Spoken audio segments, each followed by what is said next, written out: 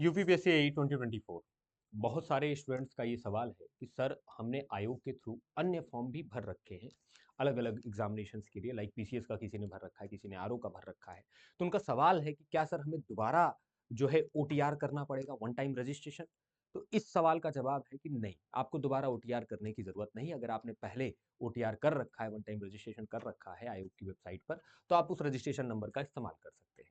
लेकिन एक दूसरा सवाल भी है, लगातार जो स्टूडेंट्स पूछते रह रहे हैं, लगातार पूछ रहे हैं कि सर एक बात बताइए कि क्या हमें फॉर्म भरने के लिए ओटीआर करना कंपलसरी है, कि बिना ओटीआर के हम फॉर्म नहीं भर सकते। तो जवाब है बिल्कुल, आपको ओटीआर करना पड़ेगा, क्योंकि बिना ओटीआर भरे या ओटीआर वन टाइम रजिस्ट्रेशन प्राप्त किए, आप जो है रजिस्ट्रेशन नंबर बिना प्राप्त किए आप ये फॉर्म अप्लाई नहीं कर सकते हैं। आयोग ने जब आपको नोटिफिकेशन जो दिया है ना, उस नोटिफिकेशन के फर्स्ट फर्स्ट पैरा में ही उन्होंने क्लियरली एक्सप्लेन कर दिया है। यहां देखिए, आयोग का जो नोटिफिकेशन है उन्होंने यहां पर पहले ही पैरा में पूरी तरीके से एक्सप्लेन कर दिया। पहला पॉइंट लिखा कि it is mandatory for the candidate to make one time registration and obtained OTR number before applying online.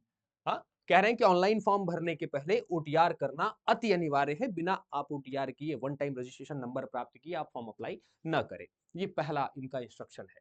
दूसरी बात इन्होंने बताई कि those candidate who have not obtained OTR number may obtain it from commission website. कह रहे हैं commission की website है https otr.pariksha.nic.in करके एक है। और ये ओटीआर कब प्राप्त करना होता है, तो फॉर्म भरने के 72 घंटे पहले, हाँ, before 72 hours the submission of online application. Form भरने के 72 घंटे पहले कम से कम ओटीआर प्राप्त कर लीजिए, तब आप ये फॉर्म अप्लाई कीजिएगा। यानी ओटीआर कंपलसरी है और फॉर्म भरने के कम से कम 72 घंटे पहले आपको ओटीआर कर लेना है, वन टाइम रजिस्ट्रेशन नंबर प्राप्त कर लेना है, उसके बाद फॉर्म अप्लाई करना है। नेक्स्ट पॉइंट इन्होंने थर्ड पॉइंट में लिख रखा है कि only after obtaining OTR number a candidate may submit online application through commission website upsc.up.nic.in से। आप कह रहे हैं कि भाई ओटीआर नंबर प्राप्त करने के बाद ही आप इस वेबसाइट का उपयोग करके फॉर्म भरेंगे।